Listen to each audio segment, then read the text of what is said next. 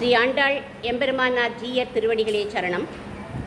சூடிக் கொடுத்த சுடற்கொடியே தொல்பாவை பாடியருளவல்ல பல்வளையாய் நாடினீ வேங்கடவர்க்கு என்னை விதி என்ற இம்மாற்றம் நாம் கடவா வண்ணமே நல்கு.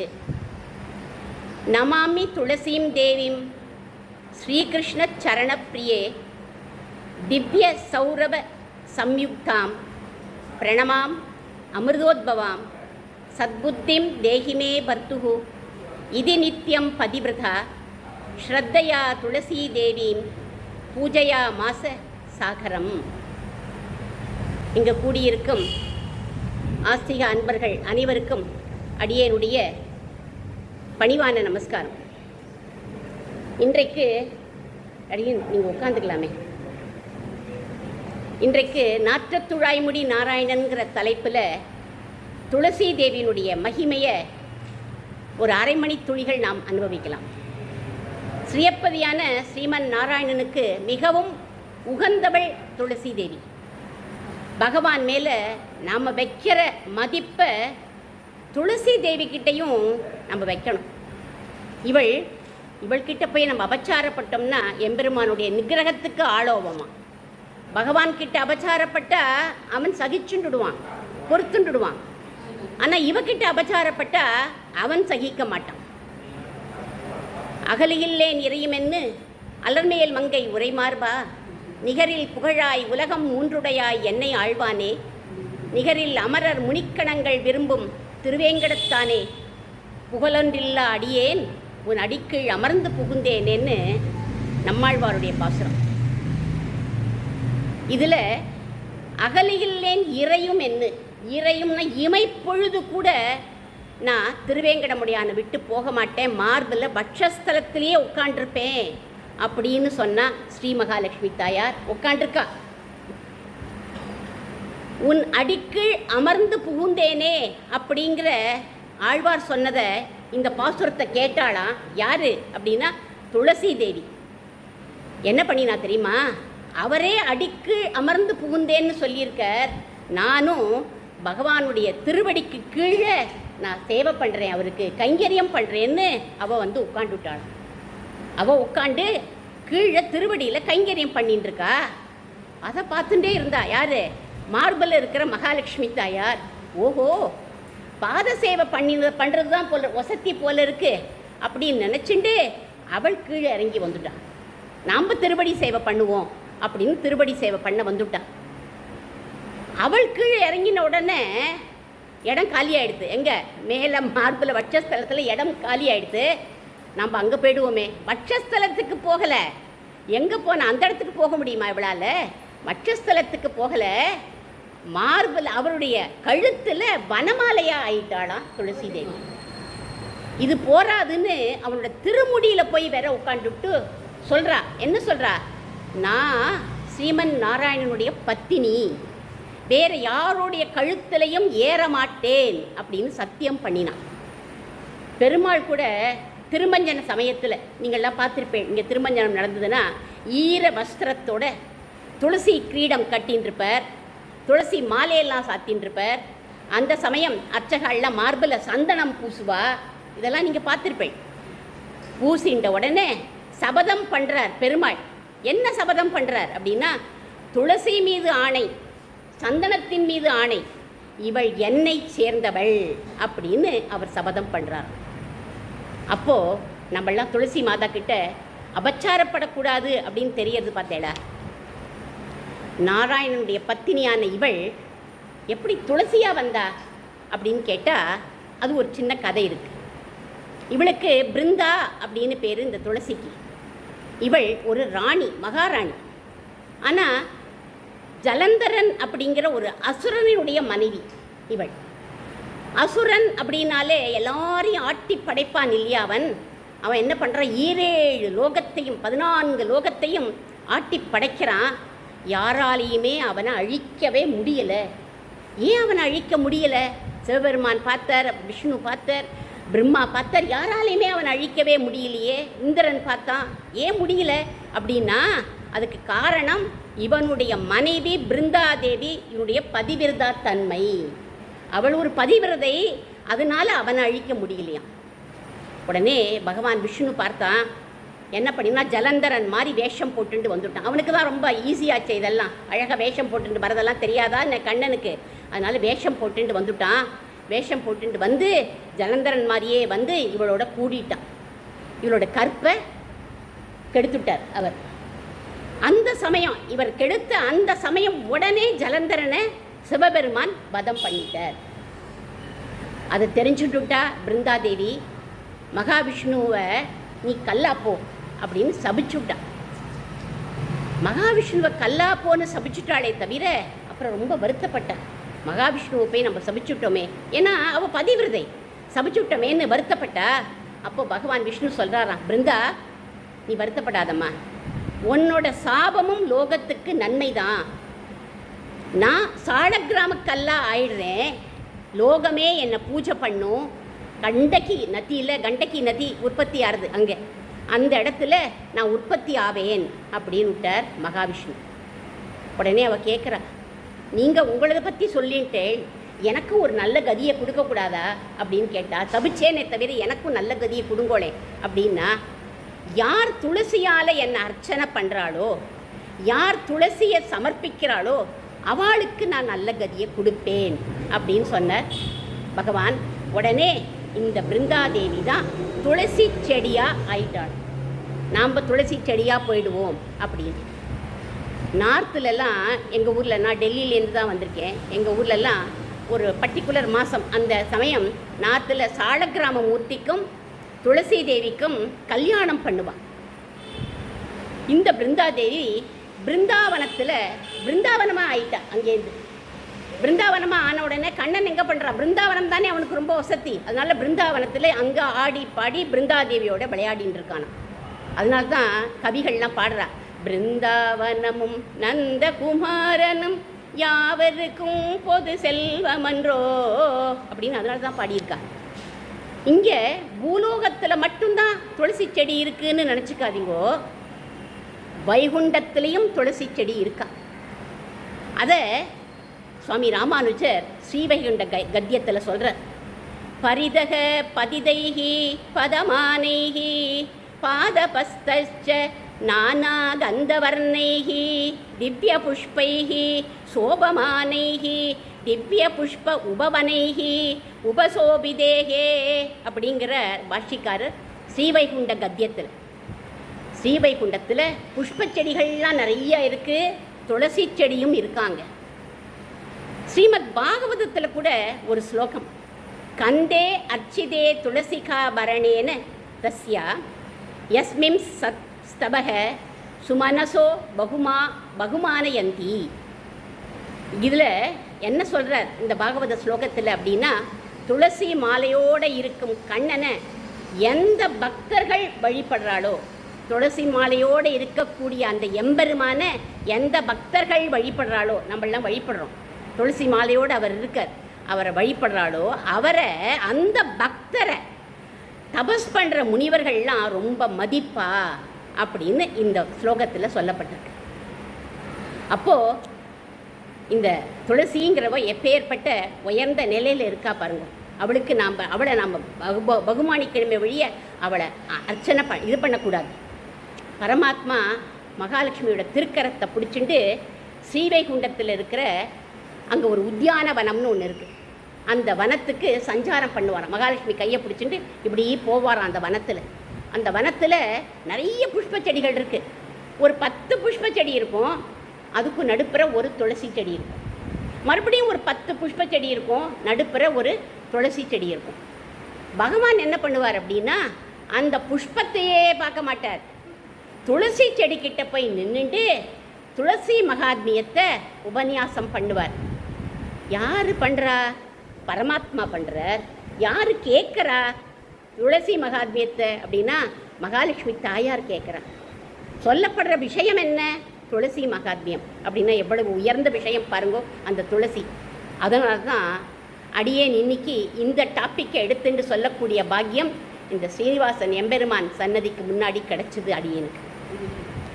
புஷ்ப செடிகளை பார்க்காம 10 புஷ்ப செடி இருக்கும், பார்க்க மாட்டார். போய் துளசி கிட்ட தான் போய் நிற்பான் பகவான். இப்படி லோகத்தில் ஒரு வரிசையாக ஒரு 10 வீடு இருக்குது. 10 வீட்டுக்காராலும் நமக்கு தெரிஞ்சவா. அடுத்தது அதுக்கப்புறம் 11வது வீடு, அந்த 11வது வீட்டுக்காராலும் நமக்கு தெரிஞ்சவா தான். 10 வீட்டுக்காராளை பார்க்காம பேசாமல் 11வது வீட்டுக்காராள்கிட்ட போய் நம்ம பேசினோம்னா, யாராவது மனுஷா பேசினா அந்த 10 வீட்டுக்காராலும் என்ன நினைப்பா? என்னடா இது அக்கிரமமாக இருக்குது, நாங்கள் இருக்கிற போது எங்களை கண்ணுக்கு தெரியலையா அப்படின்னு கோபப்படுவா. அதோட அவள் கோபப்படுறதோடு இல்லாமல் அந்த 11வது வீட்டுக்காரால் எல்லாரும் பொறாமையோடு பார்ப்பா, அந்த 10 பேரும். இதெல்லாம் எங்கே நடக்கும்? இங்கே லோகத்தில் தான் நடக்கும்.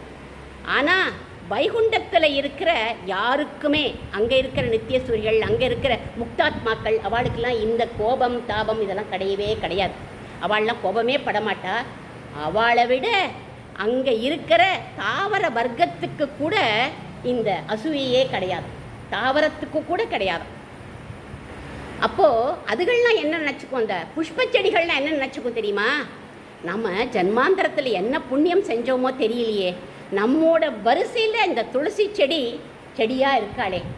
ஏன்னா இங்கே துளசி இல்லைன்னா பகவான் இந்த பக்கம் வருவாரா? வந்தாலும் 1 மணி நேரம் நின்று பேசுவாரா?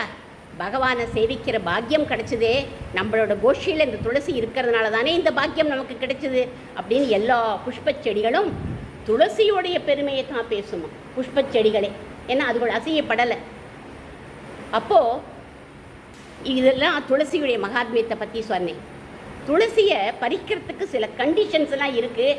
ஆனால் நம்ம அதெல்லாம் ஃபாலோ பண்ணுறது இல்லை. இருக்கிறத நான் சொல்லிடுறேன், நானுமே ஃபாலோ பண்ணுறதில்ல தான்.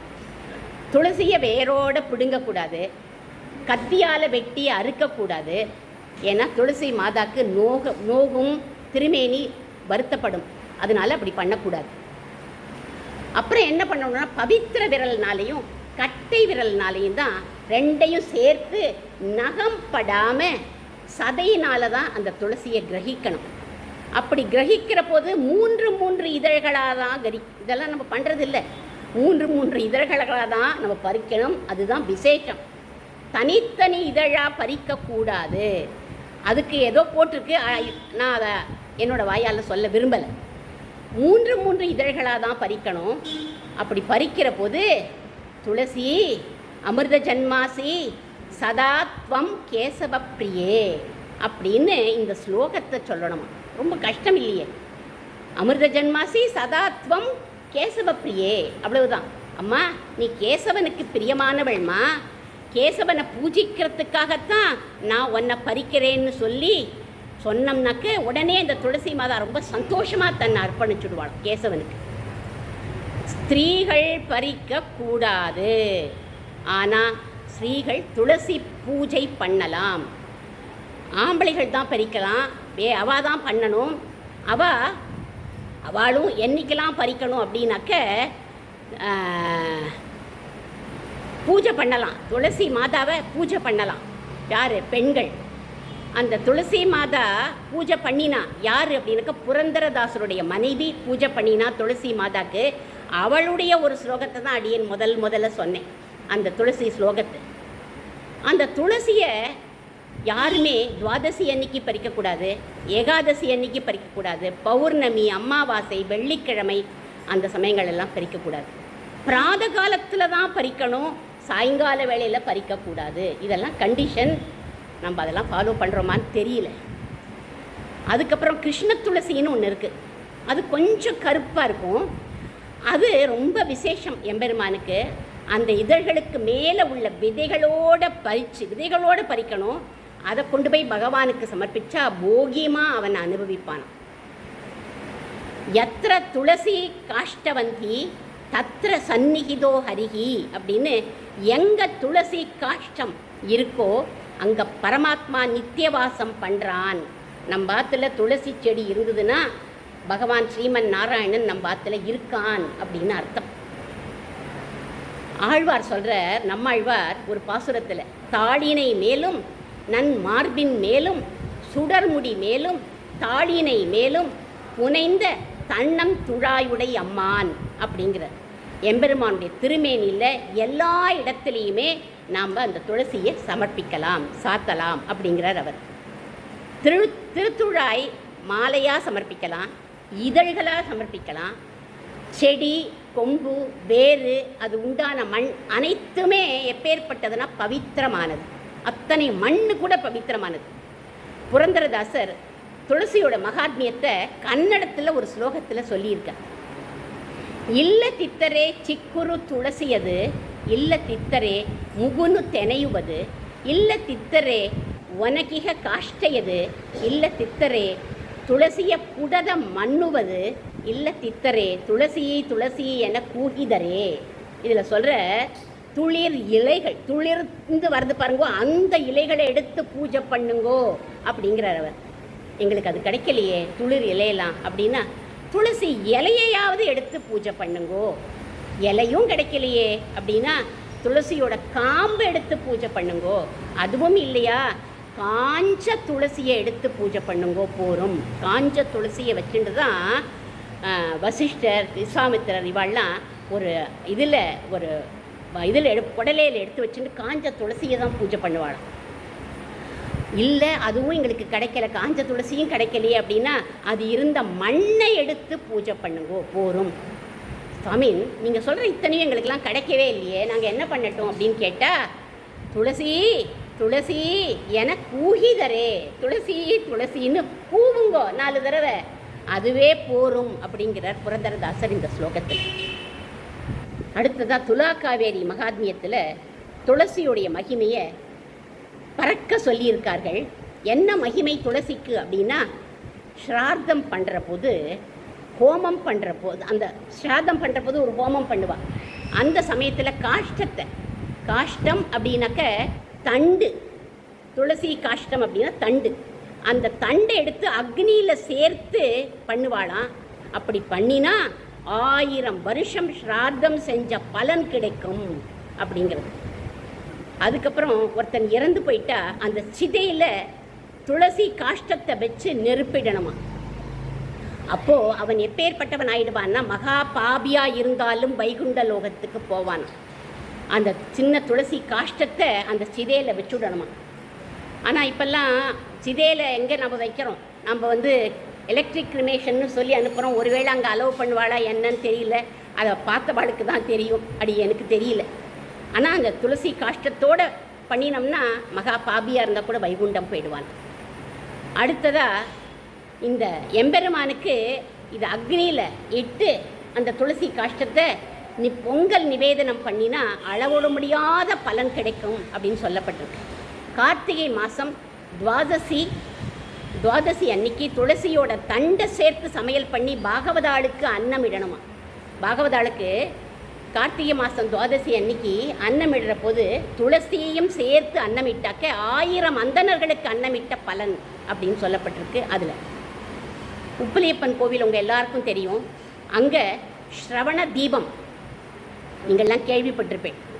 அங்கே கலசத்தில் துளசி காஷ்டத்தை நடுப்புற வச்சு வஸ்திரத்தினால சுற்றி விளக்கேற்றி எம்பெருமானுக்கு அவள்லாம் சமர்ப்பிப்பான். அப்படி பூஜை பண்ணினா அந்த பூஜை பண்ணினதையும் அவன் ஏற்றுப்பான். வைகுண்ட லோகத்தில் பூஜை பண்ணின பலன் கிடைக்கும், அதை பார்க்குறவாளுக்கும் அந்த பலன் கிடைக்கும். அதனால தான் நிறைய பேர் அந்த சமயம் போவாள், அங்கே போய் சேவிப்பாள்.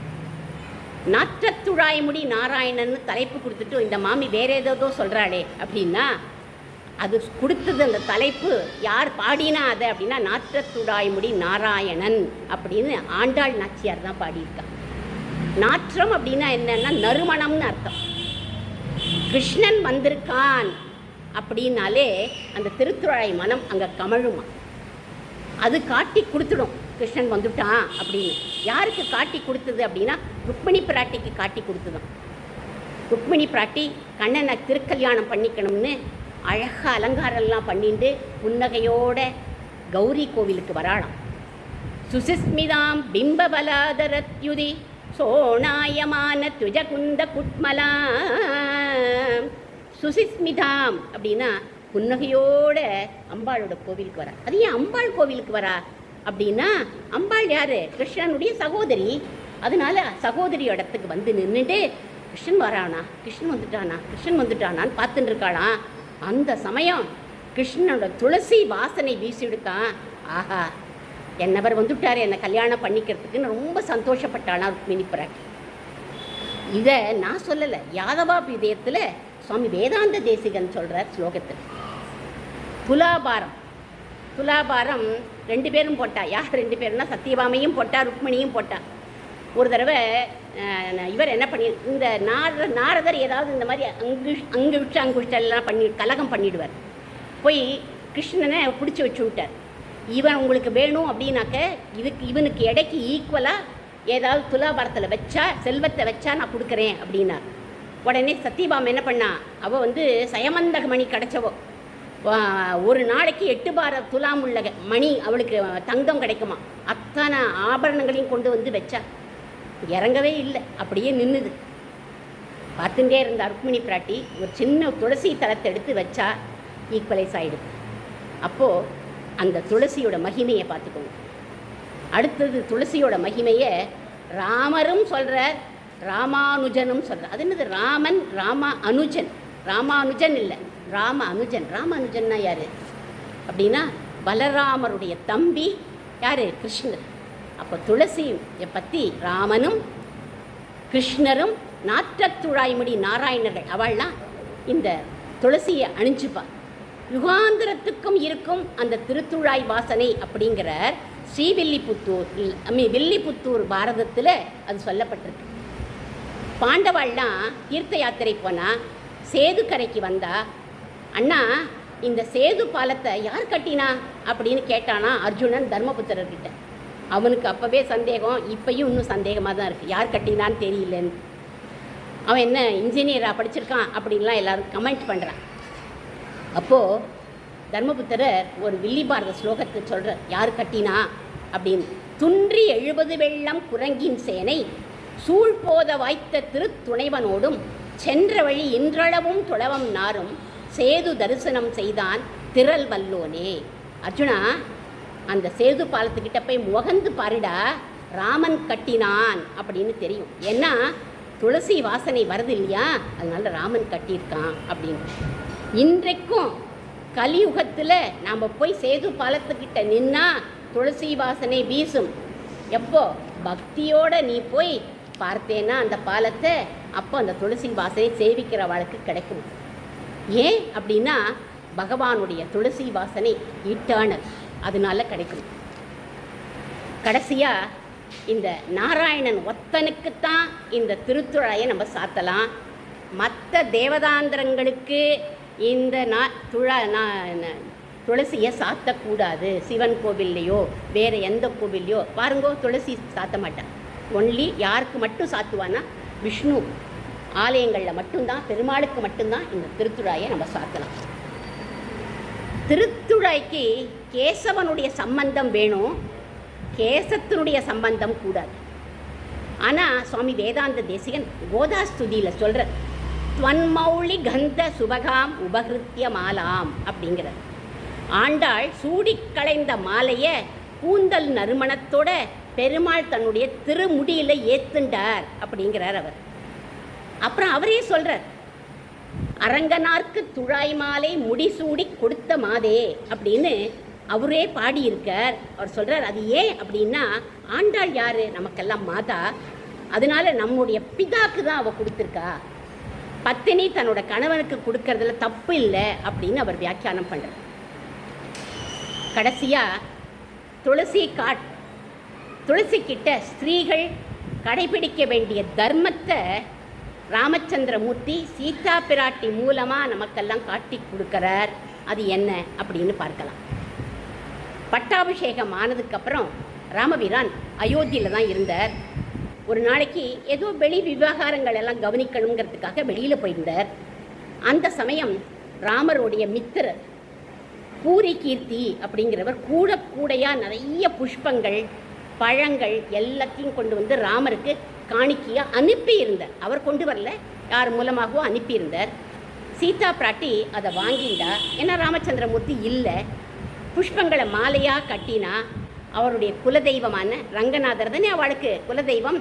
அதனால் ரங்கநாதருக்கு சமர்ப்பிச்சா, சூரிய பகவானுக்கும் சமர்ப்பிச்சா, தானும் அந்த பூக்களெல்லாம் சூடிண்டா. பழங்களெல்லாம் நிவேதனம் பண்ணினா. அதுக்கப்புறம் ராமருடைய வரவுக்காக காத்துன்னு இருந்தா. அழகாக எல்லாம் அலங்காரம் பண்ணின்னு இருந்தா. புஷ்ப அலங்காரத்தோடு நிற்கிற சீத்தையை பார்த்தார் ராமர். வந்தார். சீத்தை, என்ன விசேஷம் இன்னைக்கு அப்படின்னு கேட்டார். உங்களோட சிநேகிதர் பூரிகீர்த்தி இப்படி எல்லாத்தையும் அனுப்பியிருந்தார், நான் எல்லாத்தையும் விநியோகிச்சுட்டேன் அப்படின்னு சொன்னான். ரொம்ப சந்தோஷம்மா அப்படின்ட்டு. கொஞ்ச நாள் ஆயிடுது, இந்த இன்சிடெண்ட்லாம் மறந்தே போயிடுது. ஒரு துவாதசி வந்தது. துவாதசி விரதத்தை திவ தம்பதிகள் அனுஷ்டிப்பா. அப்போது ராமர் உட்காந்து ஜபம் பண்ணிட்டு இருக்கார். சீதா பிராட்டி துளசியை பிரதட்சணம் பண்ணி பூஜை பண்ணிட்டு இருந்தா.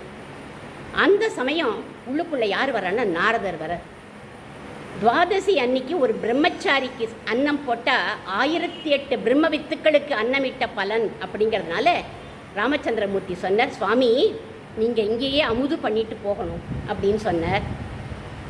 சரி அப்படின்னு நாரதர் சொன்னார், ஒத்துண்டு நான் போய் ஜபம் பண்ணிட்டு வந்துவிடுறேன் அப்படின்னு போனவர் உடனே திரும்பி வந்துட்டார். ராமா, நான் இங்கே சாப்பிட மாட்டேன் அப்படின்ட்டார். ஏன் நடுங்கி போயிட்டார் ராமர். இச்சுவாகு குலத்துக்கே இது இழுக்காச்சே, துவாதசி அன்னைக்கு சாப்பிடாம நீங்கள் திரும்பி போகலாமா, ஏன் சாப்பிட மாட்டேங்கிறள் சொல்லுங்கோ அப்படின்னார். ராமா, முதல்ல நான் வந்தபோது இந்த கிரகம் ரொம்ப பவித்திரமாக இருந்தது, இப்போ அந்த பவித்திர தன்மை போயிடுத்து அப்படின்னார். உடனே நடுங்கி போயிட்டார் ராமரும் சீத்தையும். எப்படி போச்சு சொல்லுங்கோ அப்படின்னா, உன்னோட தர்மபத்தினி சீதா பிராட்டி துளசியை பிரதட்சணம் பண்ணுற போது அவளுடைய புடவை தலப்பு பட்டு ஒரு துளசி தளம் அருந்து கீழே விழுந்துடுத்து. துவாதசி அன்னைக்கு துளசியை பறிக்கக்கூடாது அப்படின்னு சாஸ்திரம், ஆனால் துளசி தளமே கீழே விழுந்துடுத்து. அன்னைக்கு துளசி அறுபட்டு விழுந்ததுனால இந்த கிரகத்தினுடைய பவித்திரம் போயிடுத்து, அதனால நான் சாப்பிட மாட்டேன் அப்படின்ட்டு. உடனே ராமபிரான் அவருடைய நாரதரோட திருவடியை பிடிச்சிண்டு சொல்கிற, நான் இதுக்கு என்ன பிராயச்சித்தம் சொல்லுங்கோ, நாங்கள் பண்ணுறோம் அப்படின்னு சொன்னார். சொன்ன உடனே ஒரு பிராயச்சித்தம் இருக்குது, அதை சீதா பிராட்டி தான் பண்ணணும் அப்படின்ட்டு. அப்படியா, அது என்ன பண்ணணும் சொல்லுங்கோ அப்படின்ன உடனே துளசி மாதா பக்கத்தில் போய் சீதா பிராட்டி நின்றுட்டு சொல்லணும். என்ன சொல்லணும்? நான் சுத்த பதிவிரதையாக இருக்கும் பட்சத்தில் கீழே விழுந்த துளசி தளமே நீ யதாஸ்தானத்தில் போய் ஒட்டிக்கோ அப்படின்னு சொல்லணும். அது ஒட்டின்னு கொடுத்துனா நான் சாப்பிட்றேன் அப்படின்னுட்டார். அவ்வளவுதானே. பிராட்டியோடைய பதிவிரதம் லோகம் முழுக்க அறிஞ்சதாச்சே, எல்லாருக்கும் தெரியுமே எப்பேற்பட்ட பதிவிரதை அவள்னு. அதனால அவளை நான் பண்ண சொல்கிறேன் அப்படின்னுட்டார் ராமர். இதை பார்க்குறதுக்கு ஊரே திரண்டு போயிடுச்சு. பிராட்டி முதல்ல ராமபிரானை சேவிச்சா, நாரதரையும் சேவிச்சா, அப்புறம் துளசியை ஒரு பிரதட்சணமாக வந்து நின்றுட்டு, எல்லா சாஸ்திரமும் தெரியும் அவளுக்கு, வந்து நின்றுட்டு போய் பக்கத்தில் சொல்கிறா, அம்மா துளசி தேவி, நான் சுத்த பதிவிரதையாக இருக்கும் பட்சத்தில் துளசி தளமே உன்னோட இடத்துல போய் நீ ஒட்டிக்கோ அப்படின்னு சொல்லிவிட்டு கண்களை திறக்கிறா. துளசி தளம் போய் ஒட்டிக்கலை. நடுங்கி போயிட்டா பிராட்டி. ராமபிரானும் நடுங்கி போயிட்டார். உடனே நாரதரை பார்க்குறா எல்லாரும். நாரதர் அப்போது சிரிச்சுட்டே சொல்கிறாராம், அம்மா உன்னை போன்ற பதிவிரதை உண்டாமா லோகத்தில், இருந்தாலும் உங்களை பரீட்சை பண்ணி பார்க்கணுங்கிறதுக்காக தான் பரமாத்மா ராமபிரான் என்னை இங்கே வரவழைச்சிருக்கார். ஏதோ ஒன்றுமே தெரியாத மாதிரி இங்கே நடிக்கிறார் உட்காண்டு அப்படின்னாராம். அம்மா இப்போ நான் சொல்கிறபடி சொல்லுங்கோ, துளசி தளம் போய் ஒட்டிக்கும் அப்படின்னார். என்ன சொல்லணும் அப்படின்னு ஆவலோடு கேட்டா பிராட்டி. பூரிகீர்த்தி பழம் புஷ்பங்களை அனுப்பிய நாள் தவிர மற்றைய நாட்களில் நான் சுத்த பதிவிரதையாக இருக்கும் பட்சத்தில் துளசி தளமே நீ உன்னோட இடத்துல போய் ஒட்டிக்கோன்னு சொல்லுங்கோ, அது ஒட்டிக்கும் அப்படின்னா. அதே மாதிரி சீதா பிராட்டி சொன்னால் அது போய் ஒட்டின்னு கொடுத்து. அன்றைய தினம் சீதா பிராட்டி பதிவிரதா தர்மத்தோடுலேருந்து வழுவிட்டாளாம். இன்றைய தினம் பூரிகீர்த்தி கொடுத்த அந்த சமயம் ஏன் வழுவினாள் அப்படின்னா, பாதிவிரதம் எப்படிப்பட்டது அப்படின்னா, ஒரு பதிவிரதை என்ன பண்ணணும் அப்படின்னா, ஆதி தம்பதிகளான இவர்கள் நமக்கு காட்டி கொடுக்குறான். ஒரு கிரகத்தில் மற்றவா யாராவது ஏதாவது கொடுத்தான்னா அந்த வஸ்துவை வாங்கி வைக்கிறதுக்கு மட்டும்தான் மனைவிக்கு உரிமை உண்டு. அதை உபயோகப்படுத்த கணவனுடைய அனுமதி வேணும். அதை வாங்கி வச்சுட்டு இது மாதிரி அவர் அமைச்சிருக்கார், அதை நான் பயன்படுத்திக்கலாமான்னு போய் மனைவி கேட்கணும். அதை கேட்காம அவளே பண்ணிட்டாள். சீதா பிராட்டி பழங்களை நிவேதனம் பண்ணிட்டு தானும் புஷ்பங்களை எடுத்துட்டு அலங்காரம் பண்ணிட்டு ராமனோட வரவுக்காக எதிர்பார்த்துன்னு காத்துட்டு இருந்தா இல்லையா. பரமாத்மா ராமன் சொல்லாமல் மூட்டையை பிரித்ததே தப்பு. சீதை பண்ணின அந்த காரியம் பகவானுக்கு அன்னைக்கு கேட்டார் இல்லையா, சீதை நீ அலங்காரம்லாம் பண்ணி நிற்கிறியே ஏன்னு கேட்டார். அவர் சொன்னால் பேசாமல் சிரிச்சுட்டு போயிட்டார் இல்லையா. இதை அவளுக்கு உறுத்தணும், அது உறுத்திகிட்டே இருந்ததுதான் அவள் மனசில். அதனால இதை அவளுக்கு சொல்லணும்னு உறுத்திகிட்டே இருந்ததுனால அதை இந்த மாதிரி நாரதர் மூலயமா நாடகம் ஆடிட்டாராம் பகவான். அப்போது இதில் ஸ்திரீயோடைய தர்மம் சொல்லப்பட்டிருக்கு. துளசிக்கிட்ட எப்படி ஸ்திரீகள் இருக்கணுங்கிறத காட்டப்படுறது இந்த இதில். துளசி நம்மளால் பகுமானிக்கப்பட வேண்டிய ஒரு உயர்ந்த வஸ்து அப்படின்னு தெரியுது. அதை இந்த திவ்ய தம்பதிகள் நமக்கு காண்பிச்சு கொடுத்துருக்காங்க. திவ்ய தம்பதிகளை பற்றி சொன்னோம் அப்படின்னா, ராமரையும் சீதா பிராட்டியும் சொன்னோம் அப்படின்னா, அவளுடைய பரம பக்தர் யார்? ஆஞ்சநேயர், ஹனுமான். அவரை பற்றியும் அவரோடையும் துளசிக்கும் சம்பந்தம் இருக்குது. அதையும் சொல்லி முடிச்சு விட்றேன். பரம பக்தனான ஹனுமானுக்கு விருந்து கொடுக்கணும்னு ஆசைப்பட்டாளாம் சீதா பிராட்டி. அதனால ஒரு நாளைக்கு ஹனுமனை பார்த்து, குழந்த நான் சமைச்சு போடுறேன்ப்பா சாப்பாடு, உனக்கு எங்கள் ஆற்றுல வந்து சாப்பிடுப்பா அப்படின்னாராம். ஆஞ்சநேயரும் ரொம்ப ஆர்வத்தோடு ஸ்நானமெல்லாம் பண்ணிவிட்டு துவாதச நாமங்கள்லாம் இட்டுண்டு ராமஜபமெல்லாம் பண்ணிவிட்டு வந்து இலைங்கிழ உட்காண்டார். சீத்தை தோழிகளோட பரிமாறினா அடுத்த நிமிஷம் எல்லாத்தையும் சாப்பிட்டுட்டார். மறுபடியும் திருப்பி பரிமாறினா அதுவும் அடுத்த நிமிஷம் காலி ஆகிடுது. இப்படி பரிமாறிகிட்டே இருக்கா, எல்லாத்தையும் நிமிஷமாக சாப்பிட்டு முடிச்சு விட்றார். சமைச்சதெல்லாம் அங்கே தீந்தே போயிட்டு ஒன்றுமே இல்லை. இனிமேல் என்ன பண்ணுறதுன்னே தெரியல. இவரையோ எழுந்து ஆயிடுத்து போறன்னு சொல்ல முடியாது, சாப்பிடவான்னு கூப்பிட்டது இவ தான். என்ன பண்ணுறதுன்னு தெரியல சீதா பிராட்டிக்கு. அந்த பக்கமாக லக்ஷ்மணர் சுவாமி வந்தார். அவர்கிட்ட பிராட்டி சொன்னான். அவர் சொன்னார், மன்னி இவருக்கெல்லாம் சாப்பாடு போட்டு கட்டுப்படி ஆகுமா நமக்கெல்லாம்? அவருக்கு திருப்தி ஏற்படணும்னா நான் ஒரு வழி சொல்கிறேன் அப்படின்னு சொல்லிட்டு வழி பண்ணுறேன்ட்டு அவர் போனார். ஒரு துளசி தளத்தை எடுத்தார். சந்தனத்தினால உள்ள ராம் அப்படின்னு எழுதி அதை கொண்டு வந்து இலையில போட்டார். அதை எடுத்து வாயில் போட்டுண்டு ஏப்பம் விட்டுண்டு எழுந்து போயிட்டாராம் ஹனுமான். இதை யார் சொன்னா அப்படின்னா, நான் மாட்டுக்கு ஏதோ புஸ்தகத்தில் படித்தேன் சொன்னேன் அப்படிலாம். நான் சொன்னது எல்லாமே மகான்கள் சொன்னது தான். இதை அடியனுடைய குருநாதர் ஸ்ரீ ஸ்ரீ கிருஷ்ண பிரேமி சுவாமிகள் இதை சொன்னார். அதை தான் நான் இப்போ கேட்டு உங்களோட பகிர்ந்துக்கிறேன். துளசி மாதா இருக்கிற இடத்துல பகவான் ஸ்ரீமன் நாராயணன் இருப்பான். அதனால் நாம் ஒரு சின்ன தொட்டியிலையாவது துளசியை வளர்த்து அதை பூஜை பண்ணணும் அப்படின்னு சொல்லி இந்த வாய்ப்பை அடியேனுக்கு அளித்த இந்த கோவில் ட்ரஸ்டீஸ் 2 பேர் இருக்கான்னு சொன்னால், கோவிந்தராஜன் அவர்களுக்கும், யார்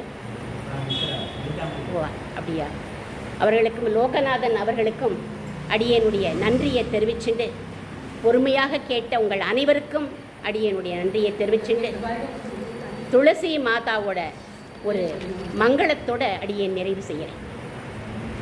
நமஸ்துளசி கல்யாணி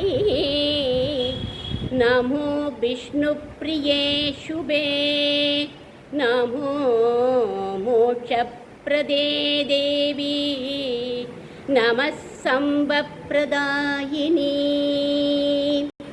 ஆண்டாள் திருவடிகளே சரணம்.